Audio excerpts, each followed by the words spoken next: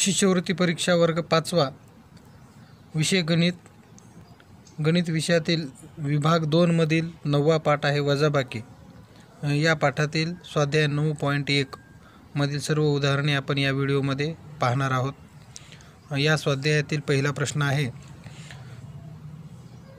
6,56,537 वजा 56,437 बरोबर किती? पहा विद्यार्थी मित्रांनो, या ठिकाणी आपण जर उभी मांडणी केली आणि याची वजाबाकी जर केली तर योग्य उत्तर आपल्याला निश्चितच मिळेल. पण आपल्याला जर आपला वेळ वाचवायचा असेल तर एक गोष्ट लक्षात घ्या. या ठिकाणी 6,56,537 आहेत आणि वजा करायचे आहेत 56,437. आपण जर हे 56,537 मधून 56,437 वजा केले तर 100 शिल्लक राहतात. 100 राहतात. 56,537 वजा 56,437 म्हणजे हे 100 राहतात आणि हे 6 लाखाला 6 लाख राहतात. म्हणजेच शिल्लक राहतात 6,100,000. हे आपल्याला पटकन वजाबाकी न करता सुद्धा सांगता येईल. 6,100,000 म्हणजे पर्याय क्रमांक 3 हे या प्रश्नाचं उत्तर असेल.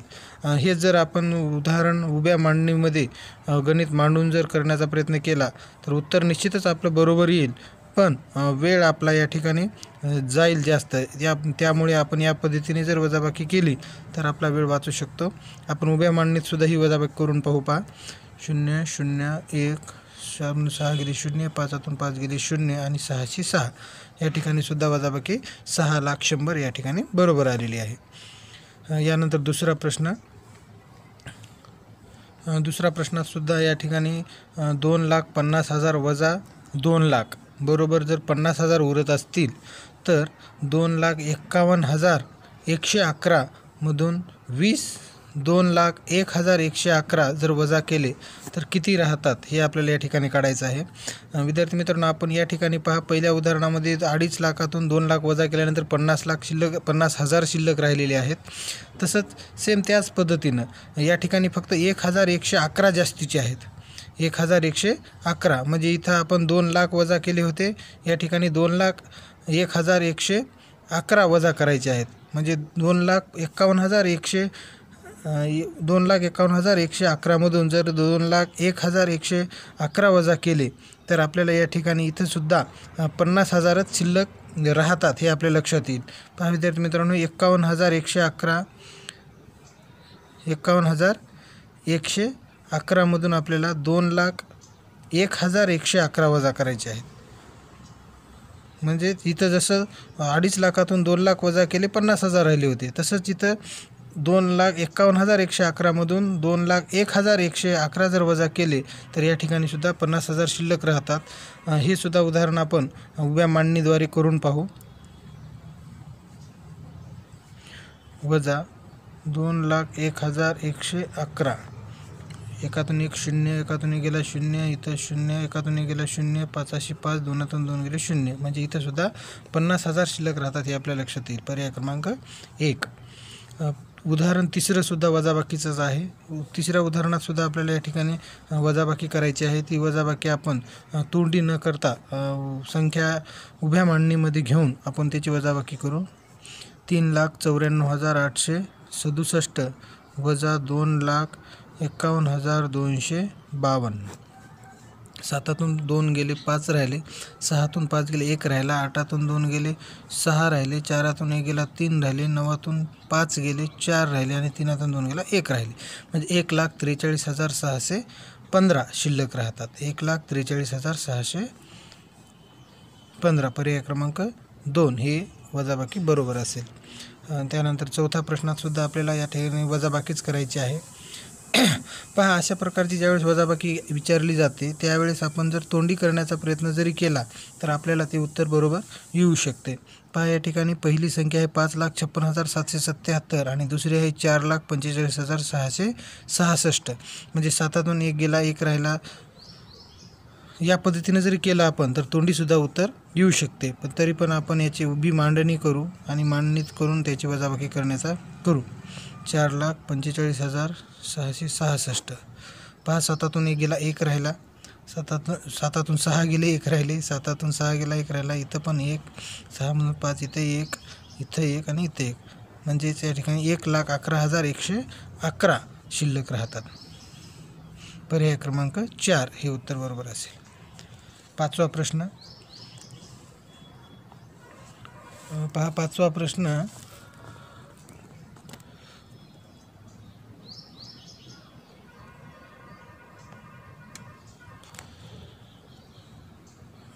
$85,164 या संख्येमध्ये कोणती संख्या मिळवल्यास 6 अंकी लहानात लहान संख्या तयार होईल. 2017मध्ये ह्या स्कॉलरशिपच्या परीक्षेमध्ये विचारलेला प्रश्न आहे विद्यार्थी मित्रांनो. प्रश्न काय म्हणत आहे की एक संख्या दिलेली आहे 85,164. या संख्येमध्ये कोणती संख्या मिळवल्यास 6 अंकी लहानात लहान संख्या तयार होईल. म्हणजे आपण जर या ठिकाणी पर्यायाचा जरी आधार घेतला आणि पर्यायाचे एक पर्याय जर आपण या संख्येत मिळवून पाहिले आणि उत्तर जर 6 अंकी लहानात लहान संख्या येत असेल तर ते उत्तर बरोबर असणार आहे. पण याच्यासाठी आपल्याला काय करावं लागेल की प्रत्येक पर्याय चेक करावा लागेल, प्रत्येक पर्याय या संख्येमध्ये मिळवावा लागेल. पण याच्यासाठी खूप वेळ जाईल. याच्यासाठी हा वेळ वाचवण्यासाठी आपण एक करायचं की आपल्याला कोणती संख्या तयार झाली पाहिजे 6 अंकी लहानात लहान, ती संख्या आधी लिहून घ्यायची. 6 अंकी लहानात लहान संख्या कोणती होईल तयार? 1,00,000 होईल. ही संख्या तयार होईल आणि आपल्याला या संख्येमध्ये 85,164 मध्ये कोणती संख्या मिळवल्यानंतर ही उत्तर मिळेल हा प्रश्न आहे. याच्यासाठी काय करायचं, ही 6 अंकी संख्या जी आहे या संख्येतून जर आपण ही संख्या वजा केली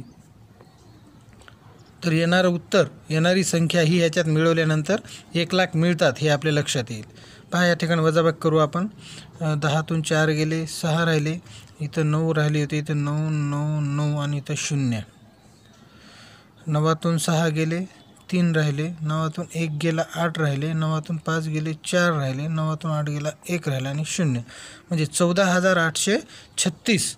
जर आपण यांची जर बेरीज केली तर येणारं उत्तर हे लहान सर्वात 6 अंकी सर्वात लहान संख्या या ठिकाणी तयार झालेली आपल्याला लक्षात येईल. म्हणजे उत्तर असेल 14,836. पर्याय क्रमांक 2 हे या प्रश्नाचं उत्तर असेल. 6वा प्रश्न. 6व्या प्रश्न आहे 27,056 ही संख्या 23,849 पेक्षा कितीने मोठी आहे. पहा प्रश्न लक्षात घ्या विद्यार्थी मित्रांनो. 27,056 ही संख्या 23,849 पेक्षा कितीने मोठी आहे हे काढण्यासाठी आपल्याला ही जी संख्या आहे मोठी, या संख्येतून आपल्याला ही लहान संख्या 23,849 वजा करावी लागेल. म्हणजे आपल्याला 27,056 ही संख्या या 23,849 पेक्षा कितीने मोठी आहे ते आपल्या लक्षात येईल. म्हणजे या ठिकाणी या मोठी जी संख्या आहे 27,056 या संख्येतून 23,849 ही संख्या वजा केल्यानंतर आपल्याला लक्षात येईल की 27,000 ही संख्या 27,056 ही कितीने मोठी आहे. 6तून 9 जात नाही, इकडला हाचा घेतला, 16तून 9 गेले, 7 राहिले, 4तून 4 गेले, 0 राहिले, 10तून 8 गेले, 2 राहिले, इथं 6 राहिले होते, 6मधून 3 गेले, 3 राहिले, 0. म्हणजे 3,207. 3,207ने या संख्येपेक्षा ही 27,056 ही संख्या मोठी आहे असं आपल्याला सांगता येईल. आणि या ठिकाणी आपण जर ह्या 23,849 मध्ये ही संख्या मिळवली तर आपल्याला 27,056 ही बेरीज येते. 7वा प्रश्न. 6 अंकी सर्वात मोठ्या विषम संख्येतून 6 अंकी सर्वात मोठ्या विषम संख्येतून 6 अंकी सर्वात लहान विषम संख्या वजा केल्यास उत्तर काय मिळेल. पहा या ठिकाणी आपल्याला 6 अंकी सर्वात मोठी विषम संख्या घ्यायची आहे. सर्वात मोठी संख्या तयार करत असताना आपण 9 हा वारंवार वापरत असतो. म्हणजे 6 अंकी सर्वात मोठी ही विषम संख्या या ठिकाणी झालेली आहे, कारण 9 हा विषम अंक आहे आणि पूर्ण संख्या या ठिकाणी विषम संख्या आलेली आहे. 9,99,999 ही सर्वात मोठी विषम संख्या आहे. त्यानंतर 6 अंकी सर्वात लहान विषम संख्या.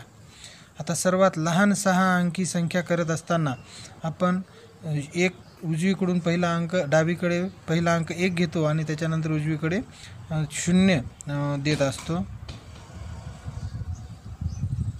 म्हणजे 6 अंकी सर्वात लहान विषम संख्या आपल्याला घ्यायची आहे, पण ही झाली समसंख्या. आणि या संख्येला जर 6 अंकी सर्वात लहान आपल्याला विषम संख्या करायची असेल तर 1 म्हणजे 1,00,001 ही 6 अंकी सर्वात लहान विषम संख्या तयार होईल आणि यांची वजा केल्यास उत्तर काय मिळेल. म्हणजे आपल्याला या मोठ्यात मोठ्या 6 अंकी संख्येतून ही लहानात लहान 6 अंकी विषम संख्या आपल्याला या ठिकाणी वजा करायची आहे. म्हणजे आपण जर 1,00,001 जर या संख्येतून वजा केले तर आपल्याला मिळणारं उत्तर पहा 8,99,998 असेल. 8,99,998 8,99,998 म्हणजे पर्याय क्रमांक 2 हे या प्रश्नाचं योग्य उत्तर असेल. पुढचा प्रश्न आहे, पाऊण लाखात किती मिळवावेत म्हणजे बेरीज 1,15,00,000 येईल. पहा विद्यार्थी मित्रांनो, आपल्याला या ठिकाणी पाऊण लाख म्हणजे किती हे समजलं पाहिजे. पाऊण लाख म्हणजे 75,000. पाऊण लाख म्हणजेच 75,000 आणि ह्या 75,000 किती मिळवावेत म्हणजे बेरीज 1,15,00,000 येईल. तर 1,15,00,000 म्हणजेच 1,25,000. 1,25,000 म्हणजे या 75,000मध्ये म्हणजे पाऊण लाखामध्ये किती मिळवल्यानंतर 1,25,000 होतात. आपल्याला तोंडी जरी सांगायचं असेल तर लक्षात येईल आपल्याला की 75,000 जर 50,000 मिळवले तर 1,15,00,000 होतात. बरोबर आहे. पण काही वेळेस आपल्या ही लक्षात जर येत नसेल तर या ठिकाणी ह्या 1,15,00,000मधून आपण जर 75,000 वजा केले तर या 75,000 किती मिळवल्यावर 1,15,00,000 होतात हे सुद्धा उत्तर आपल्याला या ठिकाणी मिळेल. पहा या ठिकाणी आपण करू. म्हणजे ह्या 1,15,00,000तून आपण 75,000 वजा करू. 12 7 गेले, 5 राहिले आणि 0 म्हणजे 50,000. म्हणजे या पाऊण लाखामध्ये जर 50,000 मिळवले आपण तर 1,15,00,000 होतात हे आपल्याला सांगता येईल. पुढचा प्रश्न आहे, या ठिकाणी एक संख्या दिलेली आहे 3,75,725 अधिक रिकामी जागा दिलेली आहे आणि बरोबर यांची बेरीज येत आहे 5,20,000. तर या चौकटीमध्ये कोणती संख्या असेल हे आपल्याला शोधायचं आहे. मित्रांनो, या ठिकाणी आपण जर पर्यायाचा वापर केला आणि एक पर्याय जर यामध्ये मिळवून पाहिला तरी आपल्याला उत्तर या ठिकाणी मिळू शकते. पण त्यासाठी आपल्याला खूप वेळ लागेल कारण सर्व पर्याय आपल्याला या ठिकाणी चेक करावे लागतील. याच्यासाठी अशा उदाहरणामध्ये एक करायचं की जे उत्तर बेरीज आलेली आहे त्या बेरीजेमधून जर आपण ही एक संख्या दिलेली वजा केली तर आपल्याला इथली दुसरी संख्या बरोबर मिळत असते. त्यामुळे आपण एकूण बेरजेमधून 5,20,000मधून जर आपण ही संख्या एक संख्या जी दिलेली आहे 3,75,725 ही संख्या जर वजा केली तर आपल्याला दुसरी संख्या मिळू शकते. पहा या ठिकाणी इकडं हातचा घेतला आपण 10मधून 5 गेले 5 राहिले. इथं हातचा घेतला इथं 9 राहिले होते. 9मधून 2 गेले 7 राहिले. 9तून 7 गेले 2 राहिले. 9तून 5 गेले 4 राहिले. इथं 1 राहिला होता हातच्या घेतल्यामुळं. इकडला एक हातच्या घेतला 11. 11तून 7 गेले 4 राहिले आणि इथं 4मधून 3 गेला 1 राहिला. म्हणजे 1,44,275 जर आपण या पहिल्या संख्येत मिळवले तर बेरीज 5,20,000 येते. 1,44,275 म्हणजे पहिलाच पर्याय या ठिकाणी बरोबर उत्तर आहे. त्यानंतर 10वा प्रश्न आहे या स्वाध्यायामधला सर्वात शेवटचा प्रश्न.